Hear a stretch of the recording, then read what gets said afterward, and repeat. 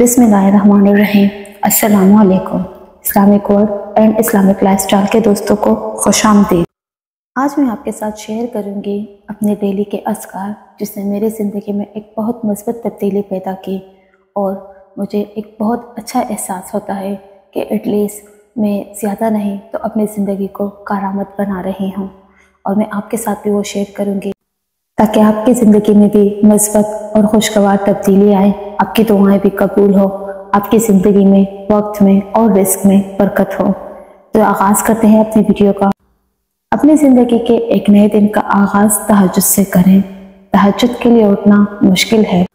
अपनी ज़िंदगी के एक नए दिन का आगाज़ तहज्जुद से करें।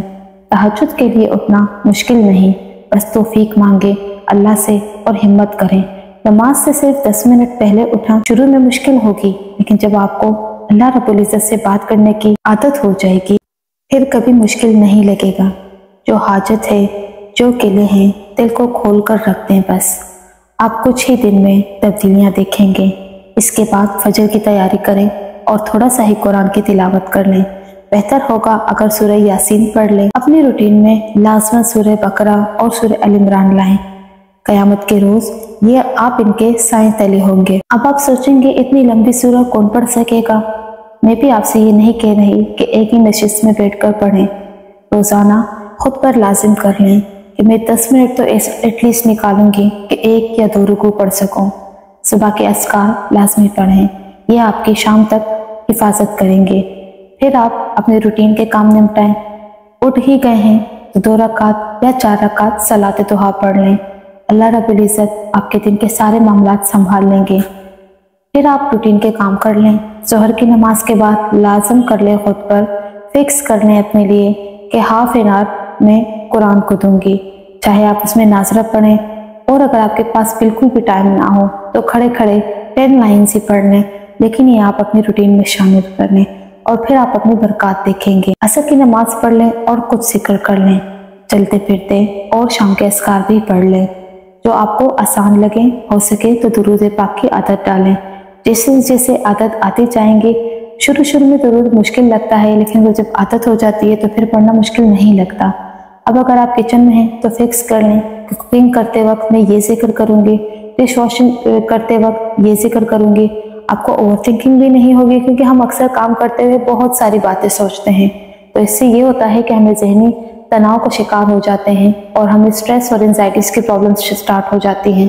तो अगर हम जिक्र अज़कार अपने ऊपर लाजिम कर लें, हर काम के साथ अपने लिए जिक्र लाजिम कर लें, तो हम ओवर थिंकिंग की प्रॉब्लम से भी बच सकते हैं। हमारी ज़िंदगी में, हमारे वक्त में बरकत भी शामिल हो जाती है, हमारे खानों में जायका भी शामिल हो जाता है। इसके बाद इशा की नमाज पढ़ने और इशा की नमाज के बाद सूरह वाक़िया, सूरह मुल्क और सूरह सजदा पढ़ें। साथ साथ 10 आयतें अपने लिए सूरह अल इमरान की लाजिम कर लें खुद पर। ये रसूलुल्लाह सल्लल्लाहु अलैहि वसल्लम को बहुत महबूब थी। सूरह मोमिनून की 12 आयतें शुरू की, अगर ये आप पढ़ लेते हैं तो ये आपकी इज़्ज़त की हिफाजत हो जाती है। साथ साथ सोते वक्त सोने के अज़कार लाजिम पढ़ें। आयतुल कुर्सी, सूरह फलक, सूरह नास और सूरह इखलास ये लाजिम पढ़ लें। सूरह ईमान मुफस्सिल और ईमान मुजम्मिल लाजमी पढ़ें, और साथ साथ कोई भी जिक्र जो आपको आसान लगे, खूबसूरत और हसीन, तो सारे ही जिक्र होते हैं, लेकिन जो आपकी ज़बान पर आसानी से बैठ सके, आप वो जिक्र पढ़ते पढ़ते जब सोएंगे तो आपकी नींद बेहतरीन होगी और आप पर शैतान का गलबा भी नहीं होगा। और लाजमन रात को सोते वक्त अल्लाह से तहज्जुद की और फजर की तौफीक लाजमी मांगें। इसके बाद हम आते हैं वज़ाइफ की तरफ। इस्तिग़फ़ार खुद पर लाजिम कर लें। इस्तिग़फ़ार आप जितना हो सके आप पढ़ें। इस्तिग़फ़ार के बेनिफिट्स पर तो यूट्यूब भरा पड़ा है, तो आप देखें कि इस्तिग़फ़ार के कितने फ़वाइद हैं, तो इससे आपको मोटिवेशन भी ज़्यादा मिलेंगी। अगर आप कहें कि इस्तिग़फ़ार के ऊपर आप एक अलग से सेपरेट से वीडियो बनाएं, तो आप मुझे ज़रूर कमेंट में बताइएगा, उस पर भी मैं एक वीडियो बना लूँगी।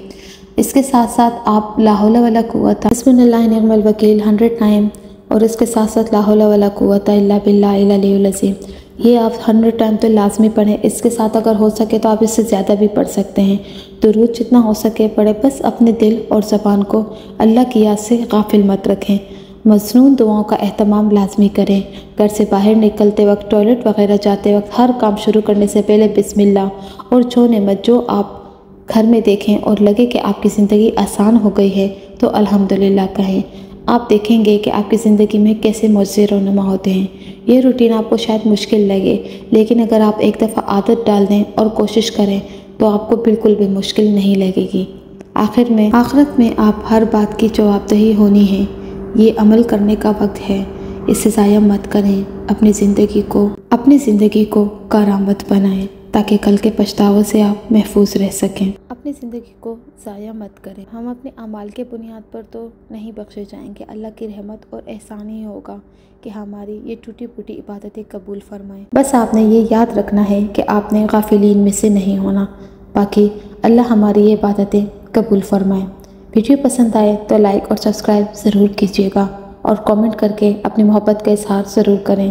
مجھے بتائیے گا آپ کو میری روٹین کیسی لگی اور آپ نے کتنی ایفرٹ کی، اور شیئر کیجیے گا کہ آپ کو اس کے کتنے بینیفٹس ملے اور آپ کی زندگی میں اس سے کیا مثبت تبدیلی آئی۔ اور بعد میں آپ کے ساتھ شیئر کرتی چلوں کہ اگر آپ کو عشاء کے اذکار زیادہ طویل لگیں جو نماز کے بعد ہیں، سورہ واقعہ، سورہ ملک اور سورہ سجدہ، تو آپ ایسے کر سکتے ہیں کہ آپ سورہ ملک مغرب کی نماز کے بعد پڑھ لیں، اور اس کے بعد آپ رات کو سوتے وقت عشاء کی نماز کے بعد آپ سورہ واقعہ اور سورہ سجدہ، یا اس طریقے سے آپ جب تقسیم کریں گے اپنی ساری عبادات اور اذکار کو، تو آپ کی عبادات میں خلل بھی واقع نہیں ہوگا اور آپ کے اس کے پورے بینیفٹس بھی مل جائیں گے۔